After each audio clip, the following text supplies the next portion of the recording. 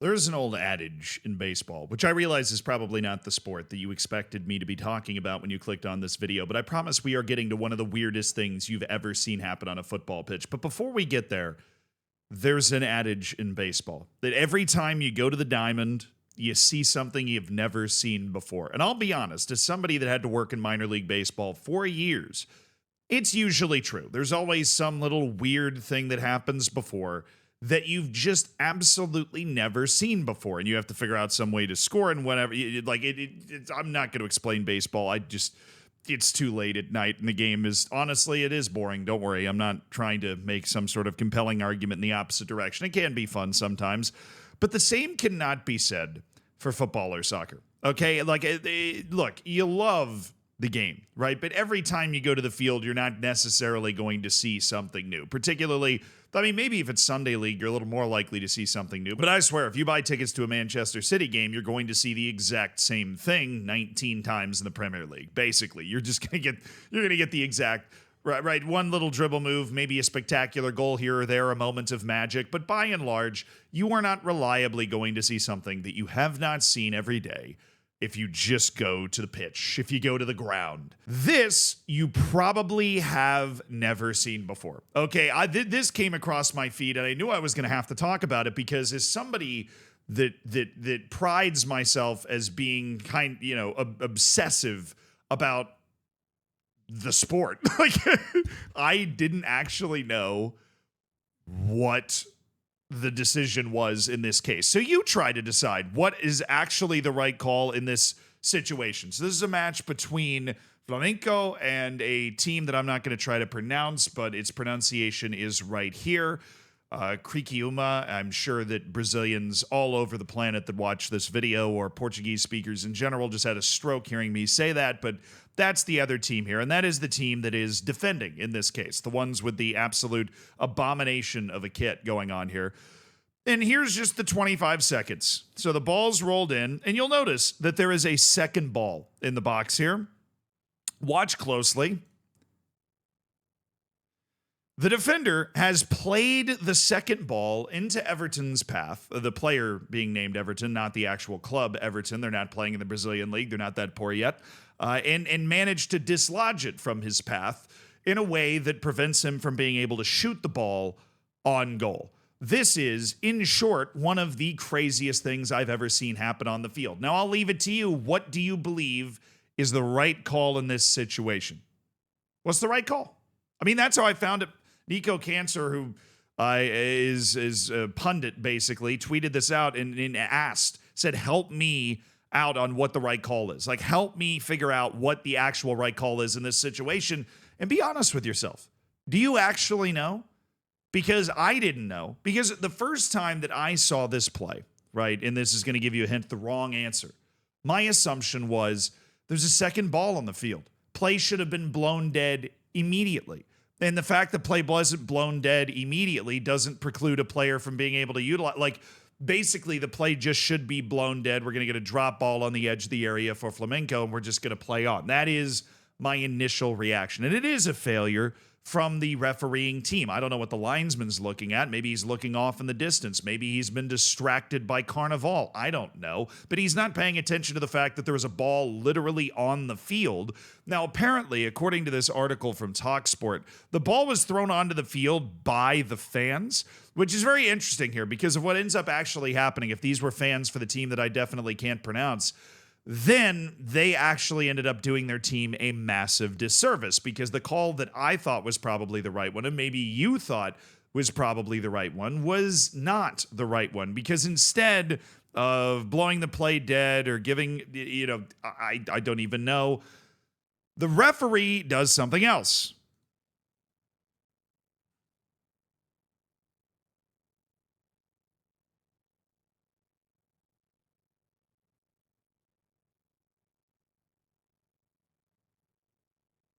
You can see the ref over here, right? This broadcast angle doesn't necessarily show it super clearly, but that kind of Dragon Ball Z stance that he's hit in the background there, that means that he is pointing to the penalty spot.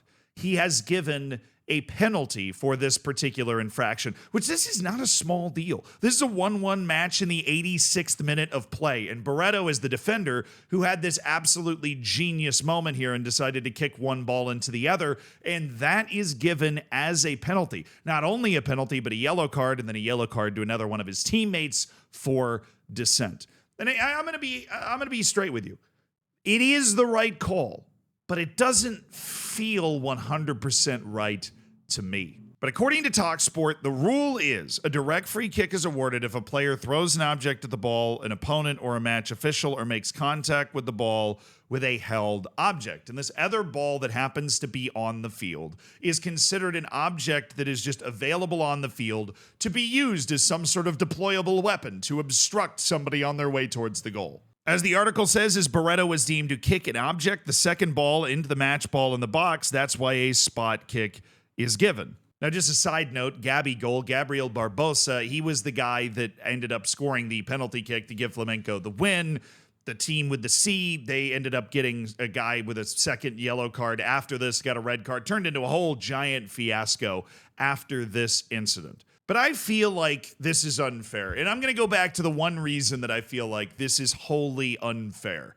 Why is this player being penalized for the referee's mistake? And I'm not blaming the center referee necessarily, but the refereeing crew that should be able to identify that there's a ball on the field before a player has the opportunity to use it to make use of, to try and disrupt the other team. Now, before I go down this rabbit hole, I understand that legally it was a penalty. The referee ended up making the right decision, and that is probably the right application of the rule, and everything makes sense. But this was a moment of pure inspiration that has been robbed from us. Okay, this is some of the most inspired, creative defending I have ever seen. Look, the whole point of the sport, the whole entire point of the sport is that we've got 22 dudes in between a couple of lines, right? And you're supposed to find a way to put a ball in the back of the net. All of a sudden, another ball spawns in, right? And you happen to use it very, very tactfully, by the way. I mean, look at the time that Barreto has to realize that the ball is there and then make a play on it. I mean, it is very brief. He sees the ball and then makes a pinpoint pass.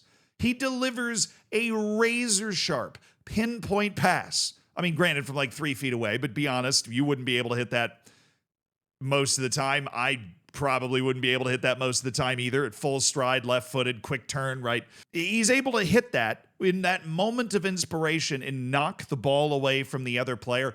If this happened in the 1960s, we're playing on, okay? Or we're doing a drop ball at the edge of the box. All right, this idea that has come, it's kind of started with VAR, that all of these rules have to be applied, absolutely. And you can't blame any of the referees for applying rules absolutely, because what is supposed to govern their decision making, if not the rules themselves? But the idea of applying all of these rules absolutely, when look, in the flow of the game, there was another ball on the field. It was already in the way. You could technically make the argument here, right, that Barreto's movement was impeded by the ball. We go back to the film. Okay, and I realize we're getting really far into the rabbit hole here, but put on your mining hat and go down here with me. Barreto, the ball is in his way. If Barreto is going to try and throw himself into blocking this shot, which would not be an unreasonable motion for a defender to make, it would be impossible, because he would potentially land and or hit this ball, which would then endanger himself, or potentially, if he bounces off of it into Everton, other players. Okay, so it is possible in the court of public opinion, in the court of football law, to argue that the only play Barreto had was the play that he made. The play where he's able to pass the ball into the other ball in order to knock it away from Everton in the first place. Now, am I showing this to you just because it's one of the weirdest pieces of shithousery I've ever seen? Yes. But I also am a big fan of this sort of harmless shithousery, this creative shithousery, and the fact that I am seeing it go so harshly punished in a 1-1 match in the 86th minute, right? That this is not being rewarded in any way, or that it's not being, that any other side's potentially not being considered. It bothers me. You know what else bothers me? This has nothing to do with the video that we just watched. They're doing the clock in two 45-minute halves. It's counting up to 45 instead of 90. I would just like to point out the fact that if the MLS did that, I would never hear the end. I didn't know Brazil's league decided, or maybe just it was this particular broadcaster and they're an outlier. I don't want to tie them into all of Brazil here. Decided to count up both halves in 45 minutes because I definitely thought this was the 41st minute until I actually looked up the match, which is when I also found out that Gabigol was the guy that scored the penalty. So obviously happy for Gabigol here. But there's more to this story than meets the eye. Sure, it was a penalty, but Barreto might just be one of the most unlucky people involved in this situation. And if a ball is literally in your way when you are trying to make a defensive play, I argue, and I would encourage my players to do the same, play that ball. Kick it out of the way. Maybe he's just trying to kick it out of the way and he happened to hit the ball that Everton was playing. Sure, it's highly unlikely, but it is not entirely impossible. And with that, Your Honor, I rest my case. Weird play, though, seriously.